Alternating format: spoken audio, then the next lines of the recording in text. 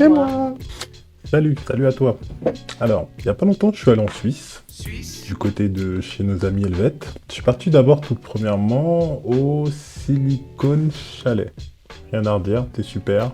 Vous pouvez voir la vidéo, elle doit être par là ou par là. Et ensuite, je suis parti voir ce qui se passe un petit peu du côté nuage. Je parle pas de météo, bien sûr, je parle de cloud. Et c'est pour ça qu'aujourd'hui, je vous propose ma petite idée de chez Infomaniac. Avant de commencer, cette vidéo n'est absolument pas une collaboration commerciale. Anthony Monté, le fondateur de Cloud Mercato, je m'intéresse à tous les nuages, tous les cloud providers. Et c'est un plaisir pour moi de retranscrire avec vous tout ce que j'ai découvert chez un cloud provider X ou Y. Aujourd'hui, c'est Infomaniac, mais on aurait pu parler de Scaleway en France ou d'Expedient aux États-Unis. Que vous soyez passionné de technologie ou curieux de savoir ce qui se passe derrière le cloud, je pense que cette vidéo doit vous apporter pas mal d'éclairage et vous permettre de comprendre un peu comment fonctionnent les infrastructures de data center modernes. Alors, aujourd'hui, on parle d'Infomaniac, un fournisseur de services web suisse. Et je dis fournisseur de services web et pas cloud provider parce que chez Infomaniac, il y a Kamit, chez Infomaniac, il y a Kachat, chez Infomaniac, il y a Kadrive, il y a Kapast, il y a plein de trucs. Parce qu'en fait, chez Infomaniac, ils sont bien plus généralistes que ça et ils proposent des outils de collaboration, typiquement Office 360, Google Workspace. On peut les placer en concurrent relativement direct. Ils ont des services de web hosting, ils ont des services de streaming pour les radios, pour les télévisions. Et ce qui nous intéresse pour nous, bien sûr, au plus haut point, ils ont du cloud computing. Alors, commençons par ce dernier. Ce donc data center que je qualifierais de dernière génération, il est donc pas comme les autres. Il a été conçu avec une approche différente en mettant l'accent sur son efficacité énergétique et l'innovation technologique.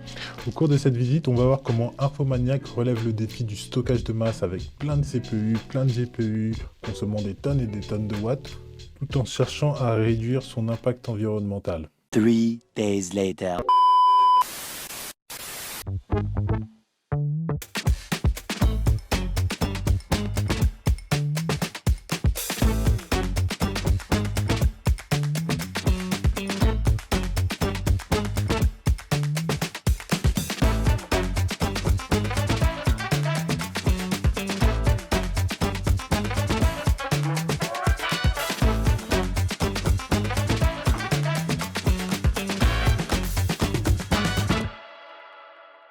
Et ce qu'il faut comprendre, là le mode secours tu ne le vois plus, hein. Il passe en fait en dessous de nous. Et là on est vraiment dans le mode de fonctionnement normal du data center où on a... Où est-ce qu'ils sont mes tuyaux? De cette partie-là, on a l'eau chaude à 45 degrés qui arrive de tout ce qu'on récupère du data center. L'eau arrive dans les pompes à chaleur et les pompes à chaleur vont élever cette température et la faire repartir dans le réseau de chauffage à distance de la ville par ces deux trous que tu vois là-bas qui vont être raccordés. Okay. Tout ça, ça va fonctionner à partir de août de cette année. Actuellement, on teste les flux de chaleur parce qu'il y a déjà plus de 800 serveurs qui fonctionnent derrière. Et ça, c'est la normalité de ce data center, c'est d'avoir toute cette chaufferie qui n'a rien à faire jusqu'à aujourd'hui dans un data center. Ouais. Et il y en a deux pour des raisons de redondance. Parce que ce qu'il faut savoir, c'est que si elle devait avoir un gros problème qu'on ne peut pas réparer, on devrait casser la dalle de béton en dessus pour les sortir. Donc c'est juste pas envisageable.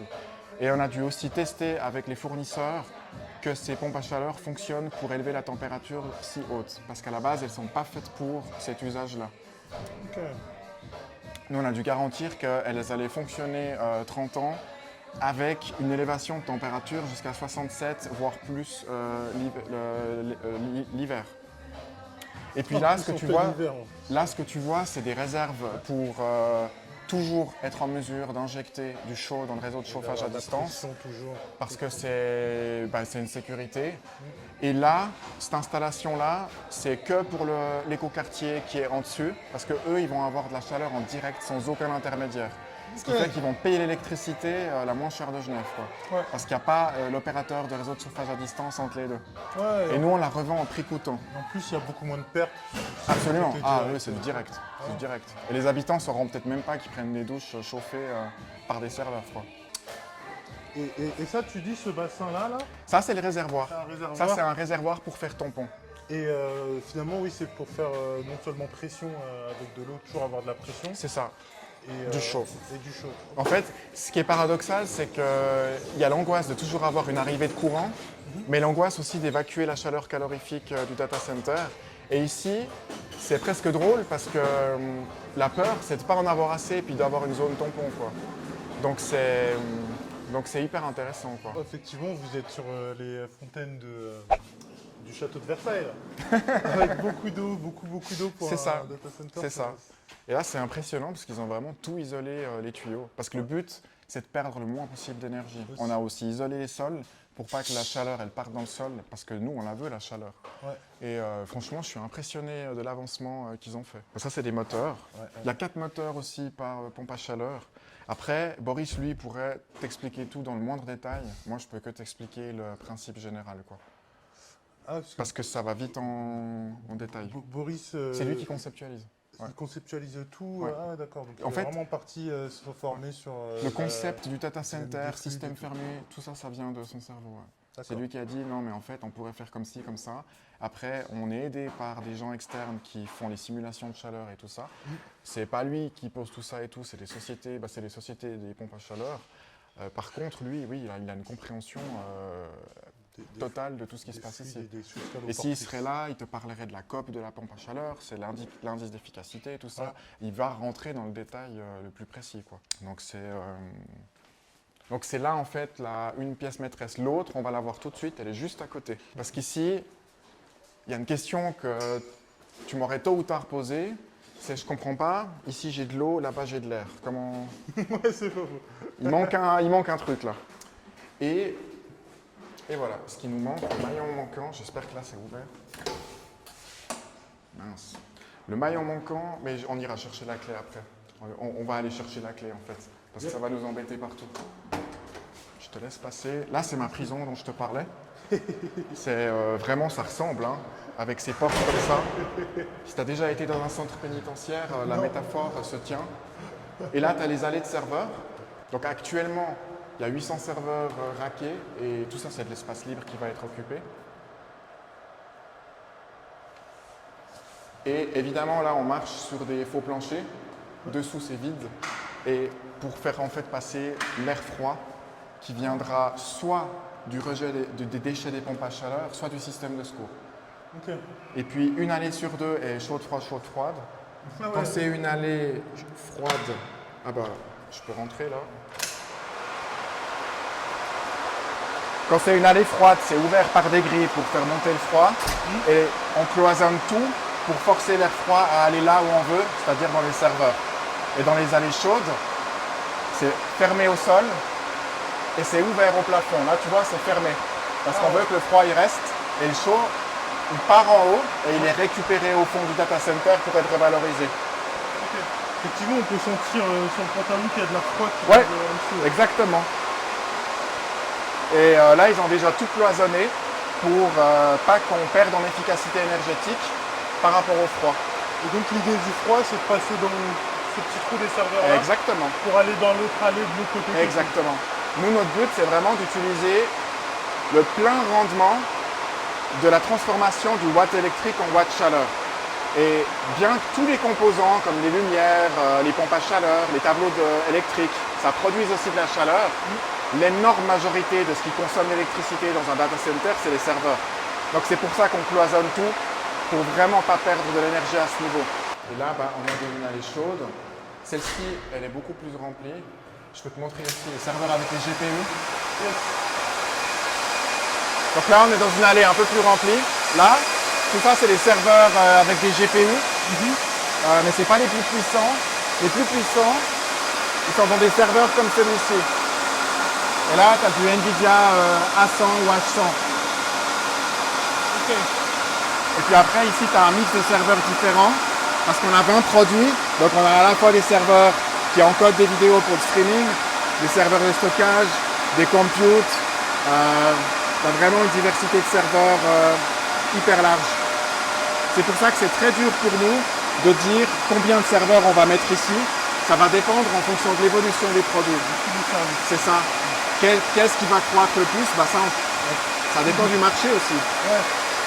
C'est indépendant de votre volonté. Ouais. Mais grosso modo, c'est 10 000 serveurs. Et puis là, ici c'est hyper intéressant, il va faire chaud. C'est que là, ouais, c'est le sauna. Là-haut, tu vois, stèle d'avion là, toute la chaleur est poussée au fond et elle va partir en dessus pour aller dans l'endroit où on va se rendre après avec l'échangeur air-eau. D'accord. Et toute la chaleur du data center, elle est poussée là-haut. Et quand tu me dis là-haut, c'est à l'intérieur du châtel? C'est en dessus, c'est un faux plafond. Et puis en fait, en dessous là de toute la salle de serveur, l'air après elle est poussée de l'autre côté vers les pompes à chaleur, vers le mur air-eau, l'échangeur air-eau. Puis ensuite l'air chaud est transformé en eau chaude et c'est cette eau chaude qui va aux pompes à chaleur. Mais c'est par là que toute l'énergie chaleur est acheminée. Ok. Et basiquement, à cette période de l'année, un cooler froid, il est à combien de degrés? Alors dans ce data center, ça sera beaucoup plus stable parce que le froid vient des pompes à chaleur. Ouais. Donc ça va tourner autour des entre 25 et 30 degrés. Nice. Dans nos autres data centers, je t'aurais dit la même température qu'à l'extérieur. Ok. Mais ici, ça sera beaucoup plus stable. Il n'y aura pas besoin d'adiabatique. Ok. Et là, de ce côté-là, on est en train de se manger un quoi, un 45 degrés. 45, ouais. Ça faisait très longtemps que je n'étais pas venu en data center. Ouais. Ça devait faire 8 ans facile, quelque chose comme ça. Et voilà, c'est pas le nuage blanc du cloud. Il y a une réalité bien tangible. Clairement. Ouais. C'est ça que j'aime bien voir.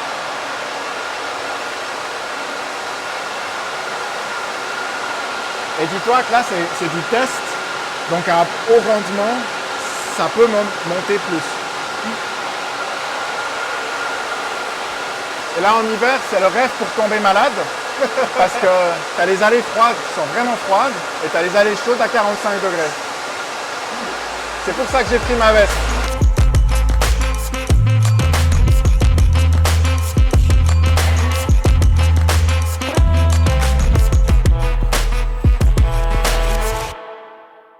Ici, c'est là qu'arrive toute l'énergie. Une interruption de courant dans un data center, c'est quelque chose de juste catastrophique. Et c'est pour ça qu'Infomaniac a mis un système d'alimentation robuste et redondant. Ouais.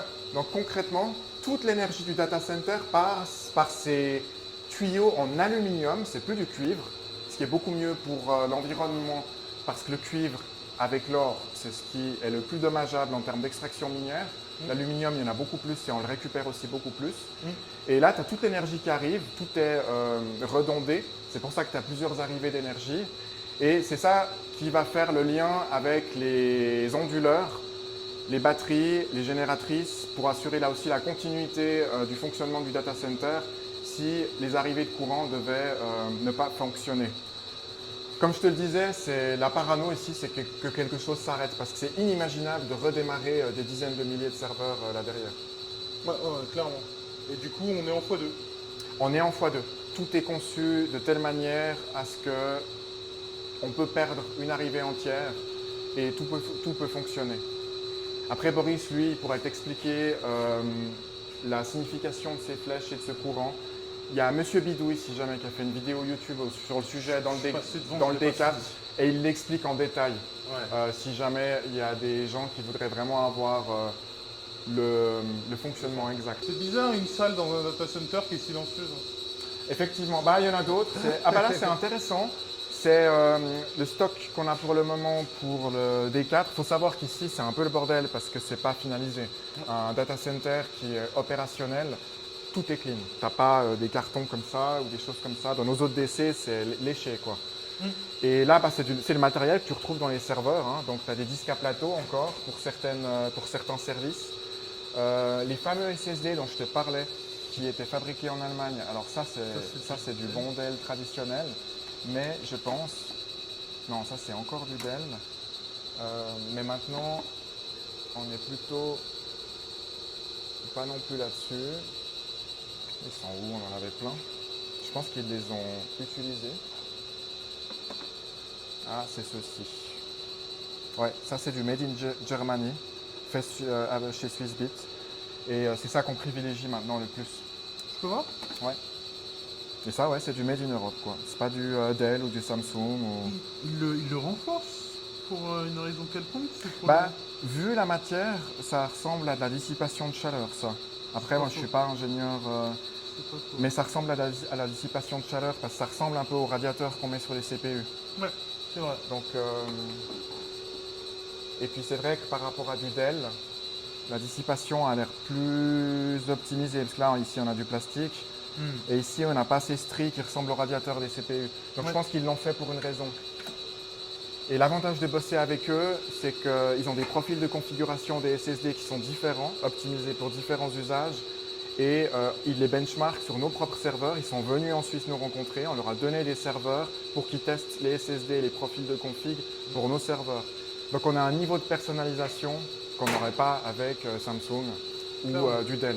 Clairement. Donc encore une fois, on retrouve le fait de pouvoir échanger, de pouvoir se discuter, puis se rencontrer et d'avoir des usines qui sont à côté de chez nous. Ça permet de faire des choses qu'on ne pourrait pas faire avec j'allais dire des hyperscalers, mais des gens loin des multinationales. Ou des trop grosses boîtes. Ouais. Et puis voilà, bah ça c'est des serveurs, des carcasses ou des serveurs. Et puis... c'est typiquement ce qu'on disait tout à l'heure sur l'alignement des Ouais. entreprises. Exactement. Ouais. Et puis derrière, on a les onduleurs et les batteries. Je vais laisser mon portable là-bas, mais je leur écrirai pour lui demander s'il n'y a pas une clé à quelque part. Normalement, il m'en laisse une. Puis ça, c'est pas... Puis tu vois là l'appel d'air que j'ai déjà. Ouais, j'ai vu ça, ouais. C'est... Et ici, on a les onduleurs et la partie batterie. Et là, c'est aussi assez silencieux. Et là, tu peux voir ces espèces de cages en dessus. Ouais. C'est ça qui va capter la chaleur que dégagent les onduleurs. Et ça repart dans la salle qu'on a vue avant pour que la chaleur parte en dessus de stèle d'avion qui va acheminer ça à l'échangeur RO. C'est dingue comment vous avez dû trouver un système pour chaque partie du data center et récupérer la fuel. Ouais, exactement. Mais c'est pas la même réflexion pour chaque Non. partie. Et ça, ces énormes tuyaux, ça sert à rafraîchir la pièce. Ça va amener de l'air tiède. Et puis ici, on a les batteries. Donc évidemment, elles sont coupées du reste. Ici, ça doit pouvoir brûler tranquillement sans affecter le reste du DC. Donc actuellement, il n'y en a pas énormément parce que pour 800 serveurs, ça suffit largement. Et puis pour les tests aussi, quoi. Donc c'est pour ça qu'il y en a pas. C'est des batteries au plomb, c'est ça? Ça, c'est du plomb, oui. Ouais. L'avantage, c'est que ça se récupère bien. Ouais. On a aussi beaucoup de recul. Ouais. Alors que le lithium, ça peut présenter d'autres problématiques. Et on a moins de recul de l'utilisation du lithium dans les data centers. C'est surtout que ça ne s'étend pas, le lithium, si ça prend. Exactement, ouais, c'est une fournaise. Donc tu l'éteins pas. Si tu as une flamme Ouais. immortelle dans ton data center, c'est moche. C'est moche. Et autant on prend des risques sur l'innovation écologique ou des choses comme ça, mais par contre, voilà, là, ça reste notre cœur de métier. On doit avoir des choses sur lesquelles on a un recul et c'est rock solide. Et ça, c'est des batteries qui sont faites qui ont une isolation spéciale en cas de prise de feu pour éviter que ça contamine les autres. Et voilà quoi. Donc ça, c'est vraiment... Quand un data center prend feu, il faut regarder du côté des batteries ou des onduleurs. Mais en fait, dans une salle de serveur, il n'y a pas de combustible. Il n'y a que du métal. Et pour que le feu puisse fonctionner, il faut de l'oxygène et un combustible. Et c'est pour ça que les zones à danger, c'est vraiment ici. Et c'est pour ça qu'elles sont séparées, quoi. Et puis après, on a exactement la même chose de l'autre côté. De nouveau, tout est doublé et tout est compartimenté. Ok. Voilà, donc c'est vraiment un data center, c'est assez, c'est un système. La symétrie. C'est un système, il y a de l'énergie qui rentre, il y a de l'énergie qui ressort, il y a de l'air froid, il y a de l'air chaud, il y a des batteries, il y a des onduleurs et tout est doublé pour se permettre le luxe de perdre toujours quelque chose. Et les données, c'est la même chose. Quand on a une donnée stockée à un endroit, elle est au minimum stockée dans un autre endroit, voire dans 2 autres supports de stockage et dans 2 DC. Comme ça, quoi qu'il arrive, les gens peuvent consulter, accéder à leurs données.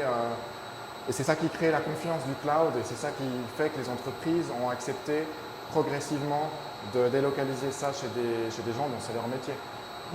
Exactement. C'est votre métier, vous le faites très bien. Alors, c'est pas pour dire qu'il y a des gens qui ne le font pas très bien on-premise, mais c'est un énorme coût, c'est un énorme risque. Et c'est un risque et un coût que les entreprises aujourd'hui n'ont pas forcément envie de prendre par rapport à des gens dont c'est le métier et ils font que ça en fait. Donc c'est un choix. Après, il y a des industries qui préfèrent garder tout on-premise parce qu'elles veulent un contrôle total et justement, elles n'ont pas confiance des entreprises qu'elles choisissent par rapport au secret de métier. Ouais. Et c'est là que c'est important justement d'avoir des gens en qui on a cette confiance. Et c'est pas pour rien qu'en France, on parle beaucoup de cloud de confiance, qui sont en fait des alliances entre les GAFAM et des acteurs français historiques. Mais en fait, quand on parle autant de confiance, c'est qu'il y a un problème. Parce que la confiance, elle se crée, elle se vit, c'est pas un champ lexical. Ouais. Et c'est assez amusant de voir… C'est pas un consortium et un contrat de… Ouais. Et c'est d'ailleurs très drôle de voir les noms des lois américaines qui gèrent les transports de données entre l'Europe et les États-Unis. On avait le port de confiance, le Safe Harbor, après le Cloud Act. Enfin, c'est assez amusant de voir les mots qu'on utilise pour parler de ça. Ouais. Parce que finalement, port de confiance, c'est censé rassurer tout le monde, mais en fait, non, c'est par là justement qu'on négocie ce qu'est la confiance. Clairement. Ouais. Et en plus, ils sont obligés d'innover dans le même champ lexical parce que c'est ça. Y a déjà l'autre qui a pris la marque. Oui. Ah ouais.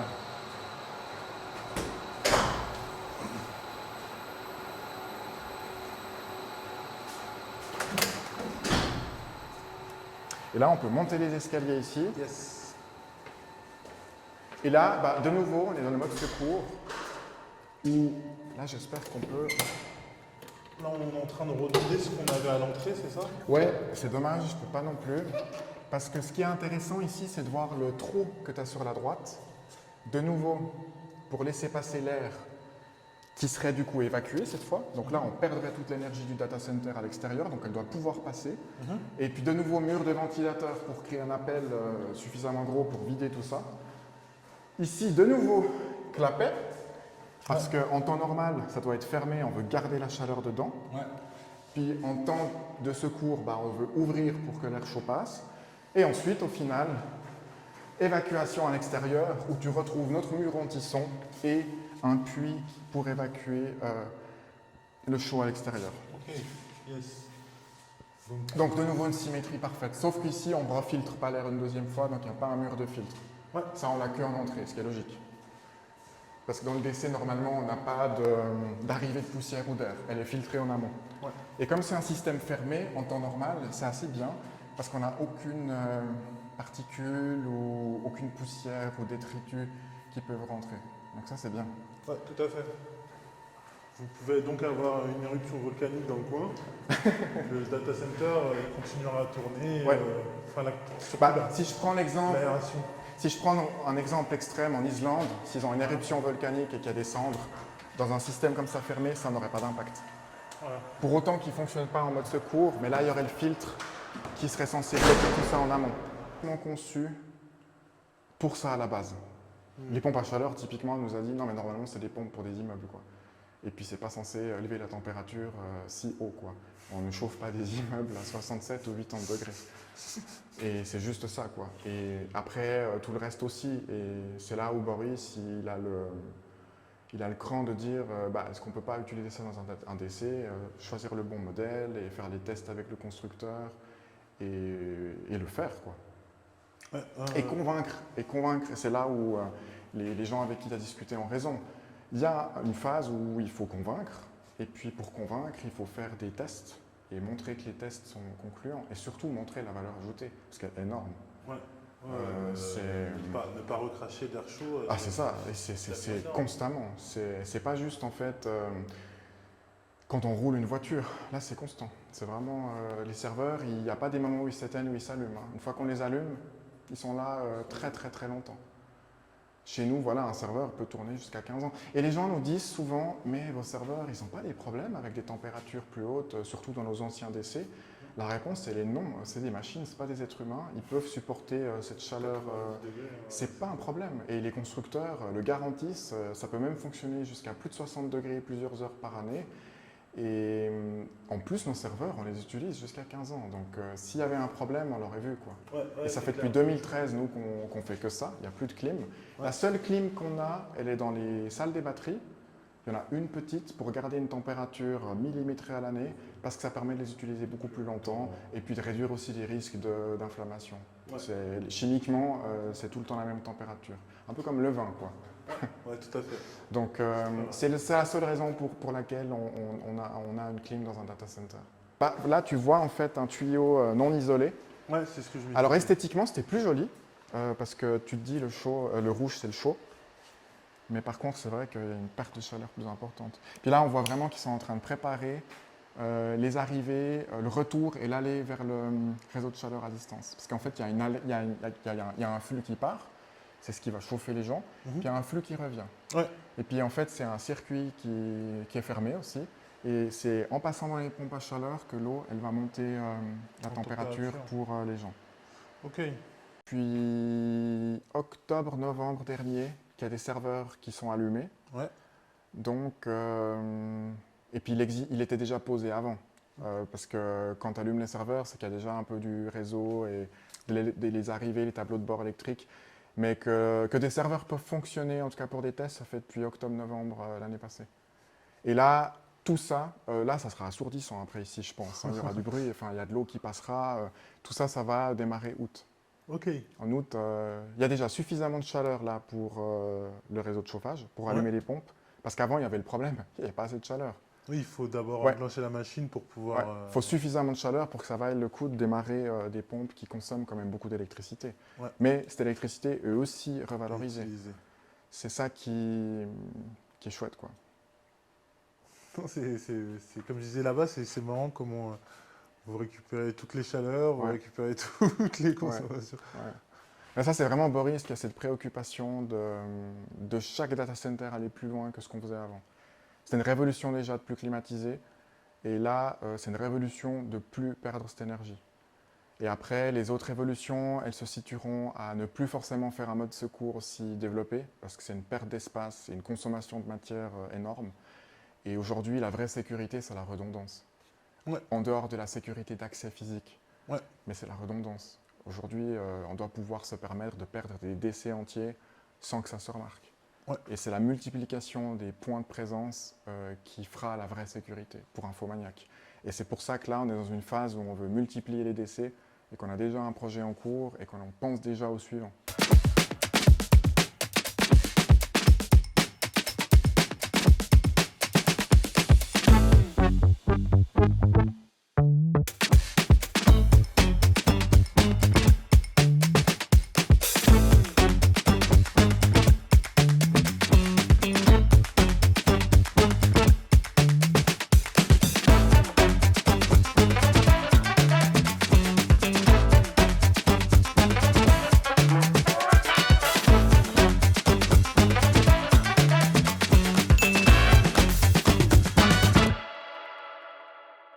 Eh bien, bonjour Martial, enchanté, je suis très heureux de te rencontrer ici dans les bureaux d'Infomaniac.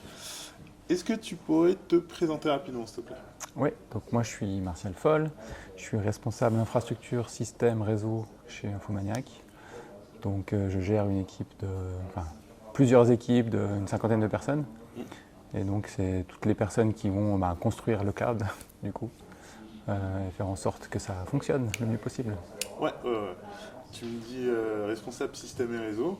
Moi, directement dans ma tête, je me dis les sysadmins, ils ont disparu depuis longtemps dans le marché global de la tech. Mais ils n'ont pas disparu en fait, ils ont réapparu, mais chez les cloud providers. C'est ça. Pour faire des gros projets de mutualisation où cette fois-ci on a des grosses infras où tout le monde va venir. Donc j'imagine, ouais, t'as des gros défis sur tous les jours qui arrivent sur ton bureau. Tu peux nous dire le genre de choses que tu vois passer? Ouais, bah déjà maintenant on essaie de les appeler SRE. Les exactement. sysadmins c'est un peu trop vieillot du coup. SRE c'est mieux. Non, c'est pour souligner le fait que on automatise des choses, on essaie de rendre les choses résilientes le plus possible. Donc ça c'est le plus gros des défis, faire en sorte que ça soit tout le temps up pour les clients. Même si en vrai, c'est pas tout le temps up, voilà, il y a des parties qui tombent, il y a des soucis, mais on fait en sorte que ça ne se voit pas et que le service qui est donné au client soit tout le temps disponible. Donc ça, c'est le plus gros des défis. Et après, le deuxième défi qu'on a, c'est la croissance, je pense, de nos services. Et donc, il faut soutenir le rythme et du coup, ça donne pas mal de défis. Capacité réseau, système, stockage, voilà. Donc, oui, puisque c'est vous qui faites le CAPEX de, de tous vos clients, donc oui, ça doit être un assez gros casse-tête. Dans ton périmètre de produit, il y a quoi? Je sais qu'Infomaniac, vous avez plusieurs parties. Il y a la partie Drive qui s'oriente plus business en général. Il y a la partie Cloud qui est plus orientée pour la tech, les IT, etc. Toi, tu couvres tout? Ouais, on couvre toute la partie, vraiment toutes les infras différentes. Okay. Donc on a une équipe data center qui s'occupe vraiment de la partie physique. Et ensuite, nos équipes, ça peut être sur l'infra K-Drive, la partie stockage, la partie cube qui va faire tourner, ou la partie DB qui va garder toutes les infos, mail ou la partie cloud public. Donc vraiment la totale. La totale. Et c'est à peu près mutualisé tout ça, ou vraiment vous essayez de séparer les services? S'il y en a un qui doit entre guillemets tomber, ça ne va pas impacter l'autre? C'est ça, la plupart du temps c'est bien séparé. Ouais. Après il y a des composants qui sont communs, notamment si on parle K-Drive, la partie authentification avec les différents comptes avec le manager, c'est un peu lié aux autres. La partie cloud public est plus isolée. La partie cloud managée, non managée aussi isolée. En fait, on a plein de clusters différents. Donc, naturellement, voilà, c'est assez séparé. J'ai cru comprendre que... J'ai une clé API, donc je le sais. Vous utilisez de l'OpenStack. Avec l'OpenStack console, etc. Et toutes les briques qui vont avec. C'est un choix que vous avez fait il y a longtemps d'aller vers OpenStack? Depuis le départ du cloud de chez nous, oui. Donc j'ai plus les chiffres en tête, mais ça fait plus de 15 ans, je pense, qu'on fait de l'OpenStack, quasiment au début. Vous avez vu les versions successives d'OpenStack passer, ouais. Et du coup, vous avez eu l'occasion de renforcer votre expertise en mise à jour d'OpenStack, j'imagine. C'est un défi permanent. Tu connais, c'est ça? Exactement. C'est un des défis que je n'ai pas cité au début. Voilà, on a une quinzaine de clusters différents. Ouais. Donc il y a des plus anciens, des fois internes, on a commencé beaucoup à l'interne, beaucoup de services internes qui étaient déjà sur OpenStack. D'accord. Et on a ouvert le cloud public il y a 2 ans et demi, je pense. C'était juste, entre guillemets, la partie, voilà, donner l'accès vraiment aux clients de l'utiliser. Mais nous, on fait ça depuis toujours, je dirais. Et donc, on a pu passer quelques versions et il y a des coins qui traînent qui sont encore en défi, on va dire, à mettre à jour. Voilà. Ok, et votre stack OpenStack, vous l'avez basé, j'ai envie de dire, un peu comme tout le monde, avec du KVM, du Ceph, etc. Ou vous avez des briques un petit peu spéciales? Alors le Ceph, on ne l'a pas eu tout de suite. Ouais. Maintenant, c'est surtout nos clusters. Ouais. On commence à avoir des clusters séparés de Ceph qu'on peut partager ou non en fonction des services. Sinon, non, on est parti à la base sur de la gestion avec Puppet, c'est ce qui se faisait à l'époque. Ouais. Donc ça perdure encore beaucoup. Et puis on se tourne vers les nouvelles façons de faire avec des containers, etc. Donc, on continue d'OpenStack maintenant? Ça commence tout doucement. Ça va commencer, ouais. Je ne savais pas. Le truc à la mode, c'est de faire du l'OpenStack dans Cube. Mais ça, on n'y est pas encore. Ça commence à devenir compliqué. Ouais, ça devient bizarre là. Non, ça peut. Alors, on n'est pas encore sur la production, sur la partie container, mais c'est quelque chose qui se fait depuis pas mal de temps. Donc, on va y arriver pour justement l'aspect mise à jour. Et puis, ouais, c'est vrai que oui. Ça peut apporter pas mal de flexibilité. Amener un petit peu de DevOps dans les process OpenStack, c'est vrai que ça pourrait faire du bien. C'est ça. Après, voilà, avant tout, nous, c'est la stabilité qui compte. Ouais. Donc Service voilà, hub. on évolue doucement sur ces parties-là, quoi. Voilà. Oui, oui, clairement, ça marche. Vous n'avez pas besoin non plus d'avoir toutes les versions d'OpenStack si vous ne voulez pas sortir le dernier conteneur as a service ou le dernier serverless. On ne va pas garder une version Grizzly de je sais pas comment. Voilà, c'est ça. Mais on maîtrise toute la chaîne, donc ça nous permet même de sortir des services. Par exemple, on va sortir Cube as a Service, qui est attendu depuis pas mal de temps. Parce qu'en interne, on en fait déjà beaucoup, mais même chose que OpenStack, pour le rendre dispo aux clients, il faut mettre un petit peu d'huile de coude pour que ça fonctionne bien et que ça soit carré. Et on va développer des choses en interne pour le faire. On ne va pas forcément tout le temps se reposer sur les briques OpenStack. Okay. Donc, il y a quelque chose que tu m'as dit à l'instant qui revient souvent quand je parle avec les gens de Infomaniac, c'est que vous voulez manier, vous voulez être responsable de la chose de bout en bout. C'est vraiment une constante, quelque chose que j'entends souvent. Et en l'occurrence, pour toi, j'imagine que ça veut dire autant tu gères la partie software, donc l'OpenStack qu'on vient de parler, mais aussi l'hardware, j'imagine. C'est peut-être toi qui décides des machines que vous allez utiliser dans le futur, les machines que vous utilisez maintenant, pourquoi, le design, les clients, enfin les fournisseurs plutôt de machines. C'est ça. Ça fait partie de ton scope aussi? Alors pas forcément du mien, je ne suis pas expert hardware, mais oui, on fait ça aussi en interne. Alors on ne va pas monter des serveurs ou quoi que ce soit, on se repose sur des fabricants.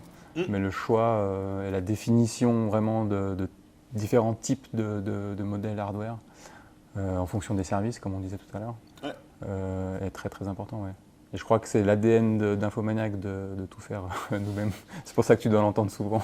Et je pense que ça vient de Boris, quoi, notre fondateur, qui est comme ça. Et pour l'instant, ça continue et c'est super intéressant. Je trouve que c'est de vouloir faire les choses en bout en bout. Moi, j'ai un profil de développeur, donc quand on met n'importe quel logiciel, j'ai envie de le faire moi-même, mais j'ai pas le temps. Mais là, on a une belle entreprise avec vraiment beaucoup de gens. Et non seulement vous avez la volonté de faire les choses de A à Z, mais vous l'avez fait, puisque là, on est en train de parler de ton périmètre avec l'infra. Donc du réseau, de la machine, mais aussi le software pour créer un cloud au-delà de juste du métal, quoi. Mais vous avez aussi vos data centers. Et ça change beaucoup de choses. Ça change beaucoup de choses dans le sens où si on prend un fournisseur de data center, c'est sympa, il nous donne ce qu'on veut, mais en fait on ne peut pas contrôler la chaleur, on ne peut pas contrôler les machines exactes qu'on veut mettre dedans, on ne peut pas contrôler les U. Il y a tellement de choses qu'on ne peut pas faire à moins de vouloir louer tout l'étage ou toute la salle ou encore d'autres options. Donc c'est une initiative que je vois tout le sens chez Infomaniac.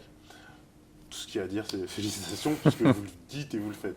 Après, on fait pas, surtout de notre côté, on ne va pas tout faire nous-mêmes, on va intégrer des choses, mais ce qui est important, c'est de maîtriser. Le boulanger ne fait pas la farine. Voilà, l'important, c'est de maîtriser toute la chaîne. Ouais. Exactement, vous maîtrisez toute la chaîne. Et donc, si on en revient à ton périmètre, pour avoir quelques chiffres, tout à l'heure, j'ai vu un super dashboard Grafana, il y avait des camemberts, des trucs avec des pétabytes. Je l'ai mis parce que tu venais, c'est bon. Je me suis dit, pas tous les jours il a ça quand même. Attends. Je passe ma vie devant en fait, je regarde des graphes. En plus, tu étais concentré dessus, tu regardais les choses de manière perplexe, je me suis dit, pouf, ça doit être des KPI dingues, quoi, tu vois. Et donc, pour parler un peu de ces KPI, toi, par exemple, chez Infomaniac, vous voyez combien de pétas sortir par, je sais pas, par heure, par jour, combien de pétas rentrer, c'est quoi les ordres de grandeur quand on a un cloud provider comme Infomaniac? Je n'ai pas tous les chiffres en tête, mais il y en a un qui m'impressionne toujours, c'est Swiss Transfer, qui est notre produit gratuit d'échange de fichiers. Et là, on est à 2 pétas par mois d'upload. Donc les gens mettent 2 pétas et ensuite ils sont récupérés pas mal de fois. Donc ça représente une bande passante et un stockage qui est important. Et après, entre le K-Drive et Swiss Backup, nos 2 systèmes de services de stockage, on va dire, je ne vais pas dire d'erreur, mais je crois qu'on est à une trentaine de pétas facilement utiles, donc x3 pour...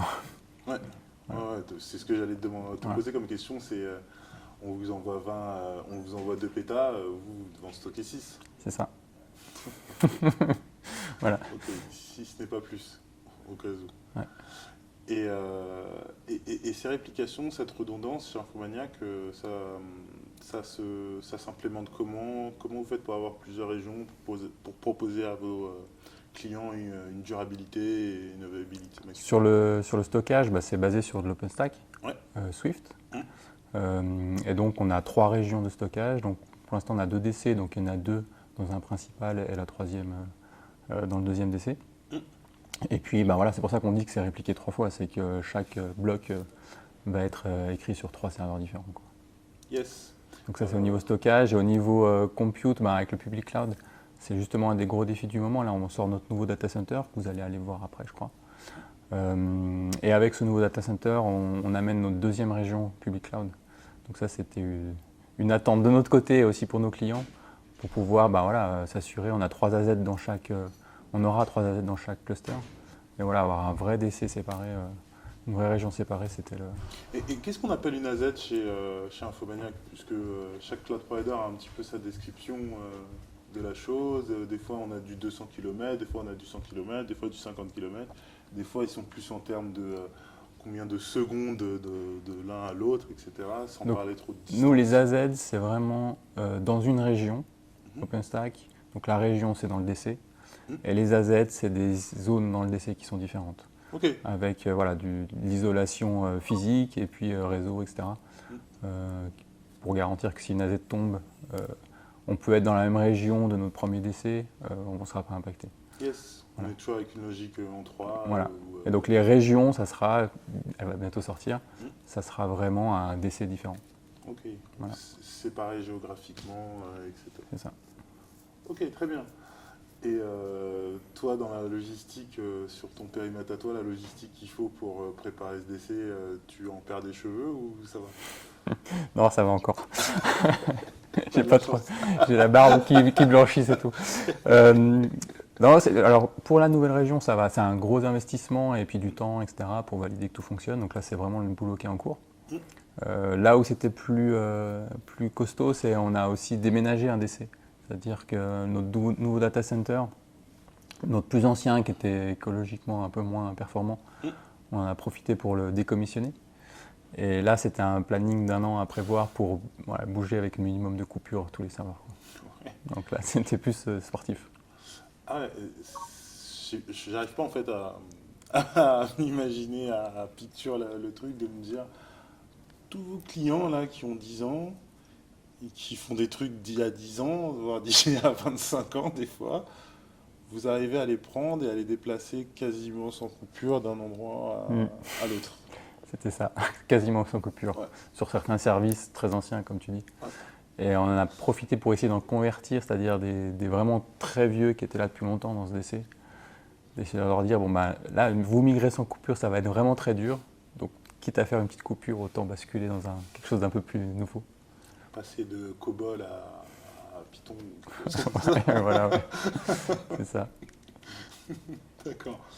Moi, a priori, comme ça, j'ai plus trop d'autres questions qui me passent par la tête. En réalité, je peux en avoir des milliards, mais ça va continuer très longtemps. Une question simple, un peu compliquée aussi, que j'aimerais te poser, c'est toi, chez Infomaniac, qu'est-ce que tu aimerais mettre en avant vis-à-vis de ton expérience chez Infomaniac, ce que tu as vécu, ce que tu vois, et pourquoi est-ce que tu recommanderais Infomaniac, pas à des clients, mais plutôt à une autre personne de l'IT, une fille ou un gars qui voudrait travailler, et pas forcément IT, et pas forcément tech. Je parle n'importe quelle profession de gens qui travaillent dans l'IT. Je pense que ça vient avec ce qu'on disait, l'ADN de faire nous-mêmes et d'être... c'est super enrichissant. Ça pose plein de défis en fait. Quand on se repose sur un truc tout fait, qu'on a juste à acheter, c'est un peu plus simple. Là, il y a pas mal de défis, donc c'est super enrichissant dans mon département, mais aussi dans les autres. Et après, le faire pour des valeurs qui sont vraiment ancrées, comme le social, l'environnement, c'est vraiment super enrichissant aussi. On est dans une boîte, c'est super cool de bosser ici, tout ça, mais en plus, on a l'impression de le faire pour des choses bien. Donc voilà, C'est vraiment ça. Et j'en profite parce qu'on recherche plein de monde. OpenStack, CubeDB, enfin voilà, faut pas hésiter à postuler. Ok. Parce que on a vraiment besoin de monde en permanence, donc ouais, Si n'hésitez pas. si je suis sysadmin à l'ancienne, Ouais. Windows aussi, ça peut vous servir, non? Alors, oui, ça peut nous servir. Ça peut nous servir parce que pour l'instant, pas beaucoup. Mm. Mais on va certainement offrir du Office 365 dans le K-Drive. Donc on a une WebView, etc. Mm. Et encore une fois, on ne veut pas se reposer sur quelqu'un d'autre. Donc on va avoir certainement des serveurs à nous pour gérer la partie Office 365. Pour que ce soit dans nos data centers et qu'on maîtrise la chaîne de la donnée. Pas qu'elle parte, on ne sait pas où. Mais si c'est pas que Windows, c'est pas mal. Il faut avoir un profil un peu hybride parce que on n'en fait pas beaucoup, mais ça va évoluer. Dans la partie skills de votre CV, s'il y a Linux, s'il y a une base de données populaire quelconque, par contre, je pense que dans la base de données, mettez 5 étoiles. C'est mieux en tant qu'admin DB, c'est toujours mieux d'avoir 5 étoiles. Et donc, Linux, une DB populaire quelconque. Est-ce que vous faites joujou avec l'intelligence artificielle? Oui. Donc, un data scientist, il peut toquer chez un Infomaniac? Il peut, oui. On commence à avoir des volumes de données internes, pas celles des clients, intéressantes et du coup, il y a de quoi faire. Ok. Donc, AI, LLM, j'imagine, Linux, DB. Je crois que tout ce qui est un peu tech, il y a une place chez nous. Ouais. Et surtout, moi quand je recrute des gens, je regarde surtout, pas forcément le parcours, mais pas le parcours études, connaissances, mais vraiment l'envie d'apprendre et de faire de nouvelles choses. Parce que, vu qu'on fait entre guillemets tout, si quelqu'un est curieux et a envie d'apprendre, même s'il ne connaît pas de la DB ou du Cube, en quelques mois, il peut devenir très performant. Donc, c'est surtout ça l'important. D'accord. Et j'imagine aussi que, vu que l'entreprise grossit, vous recrutez aussi hors des techs. Et ça, c'est pas forcément une question pour toi, mais j'imagine qu'il y a dans le marketing, dans les supports, dans la autres gestion de services. projet. Oui, gestion de projet, tout à fait. Ouais. Vous cherchez aussi d'autres gens. C'est une grosse entreprise en train de grossir encore plus. Donc, Ouais, moi je suis là depuis 5 ans, on était 80. On est 180 de plus. Donc il y a eu en 5 ans, il y a eu vraiment toutes les compétences qui ont augmenté. Beaucoup en tech, mais aussi dans les autres domaines. Donc, et si donc je veux postuler à Infomaniac, il faut que je prends mon CV sous le bras, comme ça, imprimé. Il faut que je vienne à Genève, par ici, et que je toque chez vous, ou je peux avoir un bureau à Zurich ou à Toulouse ou à Bamako? Alors c'est possible de ne pas venir physiquement pour toquer. Après pour l'instant, une fois qu'on aura passé il y a différents process de recrutement, de mon côté il y a un petit test technique juste pour donner envie aussi de venir et puis de déjà avoir quelques petites compétences. Et après une fois qu'on discute avec des gens d'un peu partout qui veulent venir, en règle générale les gens viennent ici pour travailler. On ne fait pas du full remote. Justement, il y a le côté convivial qui est important. Mais après, on a des personnes qui sont en Suisse alémanique et des personnes qui sont à Genève. D'accord, très bien. Eh bien, je te remercie. Merci à toi. Tu m'as éclairé sur beaucoup d'informations. C'est une belle journée qui commence avec tout ce que tu me dis. Merci beaucoup. Merci. Alors, Infomaniac, que dire? Je te fais passer en Suisse pour le Silicon Chalet. Ils m'ont invité dans leurs locaux. Ils m'ont invité à visiter leur nouveau data center. Et c'est très très appréciable. Je les en remercie vraiment 1000 fois. Mais à part vous raconter ma vie, que dire? Que dire sur Infomaniac? Déjà, ce nouveau data center pointe de la technologie. L'idée, c'est qu'un data center, ça consomme. Et qu'eux, ils essayent de faire quelque chose avec les déchets du data center, qui est mémorable. Mais au-delà du data center, il y a aussi un détail sur lequel je voulais porter votre attention, c'est le prix des services d'Infomaniac. C'est pas une pub, hein, mais ça descotche quand même. J'ai payé il n'y a pas longtemps sur les réseaux sociaux un petit comparatif des prix de VM entre Infomaniac et AWS. Et on est vraiment sur deux échelles différentes. Deux échelles de prix, celui qu'on peut penser pas cher et celui qu'on peut penser avec un prix normal. Mais pour en avoir discuté avec Thomas, ma question c'était à peu près comment vous faites pour avoir des prix de ouf comme ça? Et sa réponse ça a été que en fait c'est des prix convenables pour le marché, c'est-à-dire que pour lui la plupart des cloud providers sont capables de produire ce genre de prix, mais que eux ont décidé de pas faire plus pour contenter les utilisateurs. Donc, bon, bah, rien à dire, hein. Clap, clap, clap, moi j'applaudis. Et là, je vous parle des VM, mais j'ai personnellement migré de Google Workspace à Infomaniac pour diviser mes tarifs par 4. Je crois que c'est 12 € par personne et je suis à 3 € par personne chez Infomaniac. Je suis pas en train de vous dire, courez chez Infomaniac, c'est les meilleurs, patati patata. Simplement en train de vous donner les éléments différenciants qui constituent ce cloud provider. Et pour moi, il y a d'abord une forte emprise sur la souveraineté suisse, mais finalement européenne. Il y a aussi cette posture avant-gardiste sur l'écologie. Ils ont décidé de faire ce data center très élaboré, très sophistiqué, pour des bien bonnes raisons, qui sont simplement la sustainability, persistence, mais pour du greenwashing. Non, blague à part, tous les data centers du monde devraient être pareils en réalité. Et ils sont pas les seuls en Europe. Je peux vous citer par exemple Leaf Cloud, un cloud provider hollandais qui a à peu près un data center qui a à peu près les mêmes fonctions, c'est-à-dire qu'ils sont capables de fournir de l'eau chaude à une communauté grâce aux déchets de leur data center.